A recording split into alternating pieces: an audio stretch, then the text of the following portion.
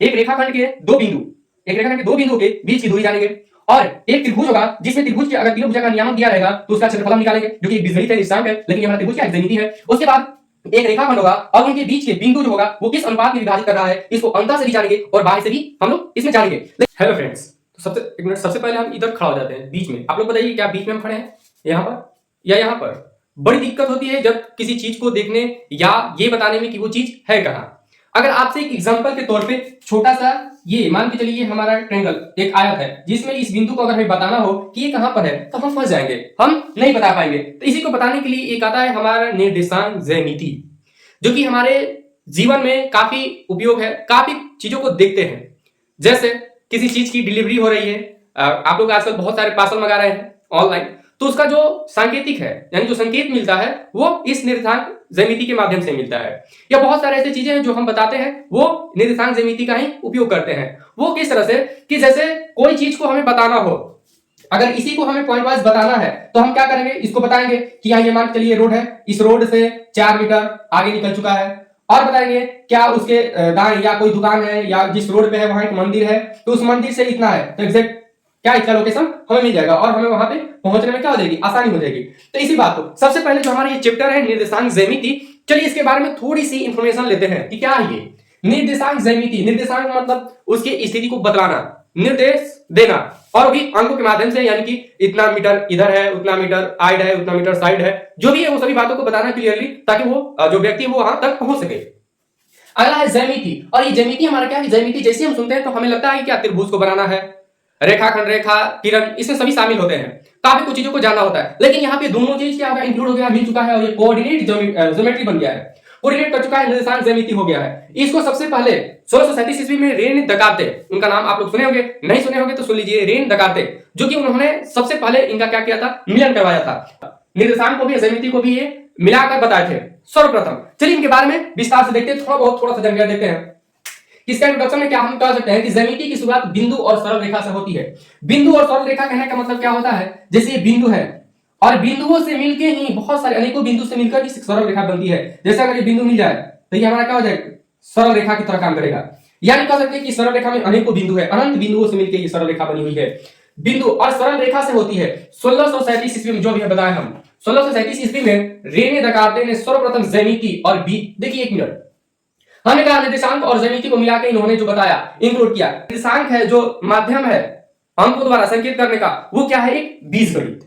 वो क्या है, बीजगणित। सबसे पहले हम लोग जब पिछले क्लासों में या 8 क्लास 7 क्लास में जाने थे क्या, ज्यामिति के बारे में केवल बीजगणित भी जाने थे, लेकिन दोनों को मिलाकर हम निर्देशांक ज्यामिति नहीं जाने थे, यानी निर्देश करना नहीं जानते थे ज्यामितियों की, कहां है, इसमें बिंदु कहां पर है, कैसा है, क्या है, कितना इसका एरिया है, इसके बीच का बिंदु क्या होगा, सभी बातों को इसमें हम लोग जानेंगे। तो यहाँ पे इन्होंने क्या कर दिया कि इस ज्यामिति और बीजगणित को मिला दिया, मिलन करा दिया। ज्यामिति और बीजगणित में संबंध स्थापित किए सबसे प्रथम कौन, रेन दकार्ते और 1637 ईस्वी में। उसके बाद इस प्रकार एक नए ज्यामिति का आरंभ हुआ, और जब ये दोनों आपस में मिल गए, संबंध बन गए, तो इनमें से एक क्या हुआ, नए ज्यामिति का आरंभ हुआ। उसका नाम क्या पड़ गया, विश्लेषिक ज्यामिति, यानी एनालिटिकल ज्योमेट्री, या उसी को कहते हैं दूसरे शब्द में निर्देशांक ज्यामिति, यानी कोऑर्डिनेट ज्योमेट्री। अतः अब इसका यहां से डिफिनेशन आप ले सकते हैं कि अतः निर्देशांक ज्यामिति या नियामक ज्यामिति गणित की वह शाखा है। निर्देशांक कहने का मतलब वही जैसे बताया, वही नियामक भी। नियामक में क्या होता है, सेम चीज, जैसे x से क्या हो गया 3 और यह y से क्या हो गया, ये 4 है, तो ये हमारा क्या हो गया, इस बिंदु का ये नियामक हो गया। तो वही नियामक ज्यामिति गणित की वह शाखा है जिसमें ज्यामिति का अध्ययन, जो हमारा ये ज्यामिति है, त्रिभुज, रेखाखंड, रेखा, ये सब है, ये बीज गणित के माध्यम से किया जाएगा, यानी निर्देशांक के माध्यम से हम लोग पढ़ने वाले हैं। और इसमें क्या पढ़ने वाले हैं, एक रेखाखंड के दो बिंदुओं के बीच की दूरी जानेंगे, और एक त्रिभुज होगा जिसमें त्रिभुज के अगर तीनों भुजा का नियामक दिया रहेगा तो उसका क्षेत्रफल हम निकालेंगे, जो कि एक बीजगणित है, निर्देशांक है, लेकिन ये हमारा त्रिभुज क्या है, ज्यामिति है। उसके बाद एक रेखाखंड होगा और उनके बीच के बिंदु जो होगा वो किस अनुपात में विभाजित कर रहा है, इसको अंतः से भी जानेंगे और बाह्य से भी हम लोग इसमें जानेंगे। लेकिन उससे पहले कुछ बातें हैं जो जानना हमें क्या है, बेहद जरूरी है। चलिए इसके बाद देखते हैं क्या है, तो कह सकते हैं बीजगणित और ज्यामिति, ये दो चीज इसमें क्या है, शामिल है। अब इसके बाद हमारा एक चीज आता है क्या, जैसे सपोज करिए कि सबसे पहले इसको करते हैं, ये हमारा एक्स अक्ष और ये वाई अक्ष, एक्स एक्सिस इसको बोला जाता है और इसको वाई एक्सिस। यहां पर इसको वाई एक्सिस करेंगे, ये वाई डैश हो जाएगा और ये हमारा एक्स डैश हो जाएगा। तो यहां पे हम मान के चलिए यहां एक बिंदु दे दिए और इस बिंदु को हम किस तरह से डिनोट करेंगे, इधर से और इधर से। तो यहां कोई ना कोई एक वैल्यू होगा, बिना वैल्यू के ये हम जान नहीं पाएंगे कि ये यहां से कैसे आया। जैसे इसको एक उदाहरण के तौर पे समझें कि एक यहां हर चीज को हम इस तरह से बांट सकते हैं, कहीं पर भी हो आप तो इसी चारों चतुर्थांश जिसे बोलते हैं, इन्हीं चतुर्थांशों में से कहीं आप होंगे। मान के चलिए आप दो दोस्त हैं, यहां से चले आप, ये फ्रेंड है और ये की है, और आपसे पूछा जाए, यानी आपसे पूछा जाए कि जो आप फ्रेंड के साथ गए थे अभी आप कहां हो, तो आप क्या बताइएगा कि फ्रेंड से 1 मीटर दूर, और इसमें 1 मीटर की दूरी हो तो क्या आप बताइएगा कि 1 मीटर दूर है यहाँ पे अपने फ्रेंड से? नहीं, आपने जहां से शुरू किया था वहीं से आपको बताना होगा कि हाँ हम अब पहले जो थे 0 पे थे लेकिन अब आ गए हैं 10 मीटर। हम कहां आ गए हैं 10 मीटर। क्यों? क्योंकि आप यहां पर भी 1 मीटर की ही दूरी पर थे अपने दोस्त से और यहां पर भी अपने दोस्त से 1 मीटर की ही दूरी पर है, तो आप इससे नोट नहीं कर पाएंगे, अपनी ओरिजिन बिंदु से ही लेना होगा। चलिए तो अब इसको समझते हैं। एक्स एक्सिस है और ये वाई एक्सिस, तो इसको कहते हैं भुज। क्या कहेंगे? भुज। और इसको क्या कहते हैं? कोटि। नोट करते चलिएगा, इसको कहते हैं भुज और इसको कहते हैं कोटि। अब कुछ पॉइंट्स को हम लोग क्या करेंगे, नोट डाउन करेंगे ना। जैसे फर्स्ट पॉइंट में क्या लिख सकते हैं कि एक्स अक्ष पर के निर्देशांक एक्स अक्ष पर के निर्देशांक क्या होता है? x, 0 कहते हैं ना, क्या कहते हैं कि हर कुत्ता अपनी गली का शेर होता है। क्या होता है? हर कुत्ता अपनी गली का शेर होता है। तो उसी प्रकार से जो x है ये अपने गली का है, तो x का वैल्यू रखेगा और जो बाघ का वैल्यू है वो नहीं रखने वाला है। तो याद रखिएगा कि x एक्सिस पर किसका वैल्यू दिखाई देगा? तो केवल x का। और दूसरा है y एक्सिस, यानी y अक्ष पर के निर्देशांक क्या होता है? 0, y। और ये y पर अपना वैल्यू रखेगा लेकिन ये जो x है यहां अपना वैल्यू नहीं रखेगा। ये इसको क्या कहते हैं? भुज। और इसको क्या कहते हैं? कोटि। इतना याद रखिएगा, पहले वाला भुज है, बाद वाला क्या है? कोटि है। और इसको कहते हैं x अक्ष और इसको कहते हैं y अक्ष। चलिए इसको फटाफट नोट कर लीजिए, उसके बाद एक और देखते हैं। अगला हमारा पॉइंट क्या है कि एक, अब इसको मेन जो है मेन देखते हैं इसमें क्या आता है। x, y, x डैश और यहां पर y डैश। ये जो हमारा ओरिजिन बिंदु है इसे मूल बिंदु कहते हैं। मूल बिंदु को किससे डिनोट करते हैं? O से। और इसका नियामक होता है भुज भी 0 और कोटि भी 0।